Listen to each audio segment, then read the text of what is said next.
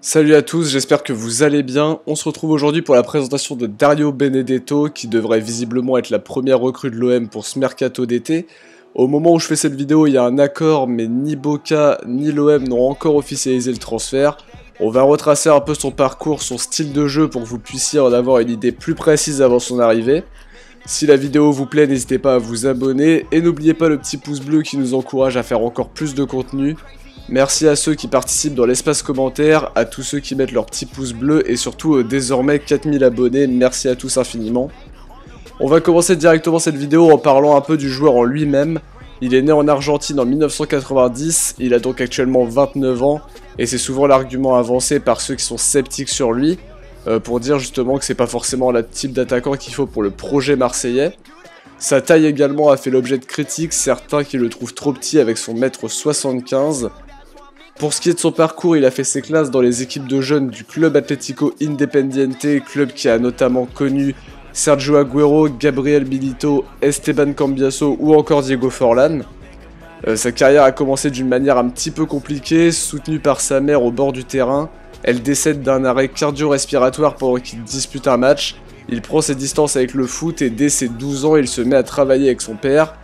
Il a même fait partie d'un club de cumbia, un genre musical colombien assez répandu en Amérique du Sud.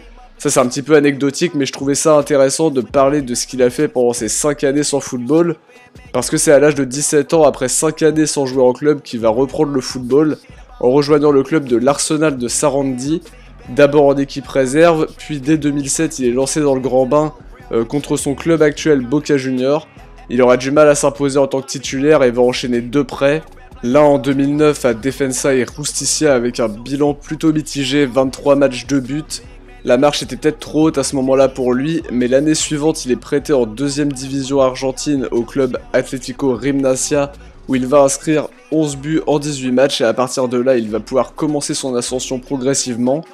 De retour à Sarandi, il joue peu au départ, puis va progressivement être titulaire et s'illustrer contre le mythique club de River Plate. Suite à ça, il inscrira des buts importants en Copa Libertadores contre Sao Paulo notamment, et se fera un petit peu un nom en Amérique du Sud. Il sera vendu en 2013 au club Tijuana au Mexique, où il va marquer 23 buts en 50 matchs et lancer véritablement sa carrière. Après ces 2 saisons là-bas, il est acheté pour 6 millions d'euros environ au Club América.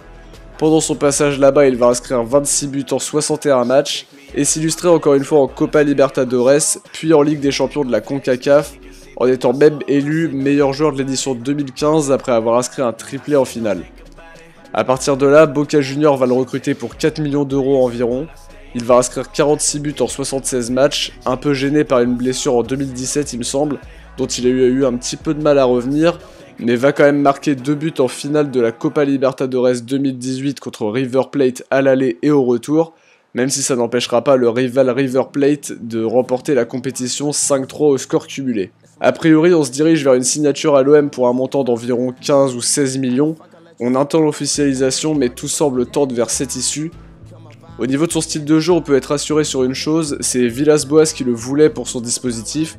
Lui et pas un autre, visiblement, parce qu'il convient bien au jeu offensif prôné par Villas-Boas. C'est un joueur qui en impose et qui va peser sur les défenses. Il est capable de crocher et d'enchaîner des frappes directement et c'est déjà une grosse qualité. Je vous invite aussi à aller voir les petits best-of qu'on a avec ses buts, etc. C'est très intéressant pour se faire une idée. Il est plutôt adroit à la finition, même si sa dernière saison a été loin d'être incroyable au niveau des statistiques. Pour le tempérament, il a connu Boca Juniors, qui est un club avec une pression énorme. Pression qu'il retrouvera au Vélodrome, mais cette fois-ci avec des coéquipiers différents, avec de la qualité de passe énorme aussi, comme des Thauvin, des Lopez ou des Sanson. Si bien évidemment, il ne quitte pas le club. Et pour reprendre un petit peu ce que disait Football Club de Marseille hier dans le talk, il peut jouer pour les autres, mais sa mission principale est de percer les filets, et c'est ça dont on a besoin. Par contre, ça peut fonctionner comme ne pas fonctionner, comme dans absolument tous les recrutements, et même si la somme de 16 millions paraît chère, elle ne l'est pas tellement au regard du marché actuel, et si ça fonctionne, on pourra se frotter les mains à ce moment-là d'avoir recruté le bon joueur. En tout cas, c'est déjà la fin de cette vidéo, j'espère que ça vous donne une idée plus précise du joueur et de son parcours. Moi de mon côté, je vous dis à très bientôt, probablement début de semaine prochaine pour une nouvelle vidéo, et surtout, portez-vous bien.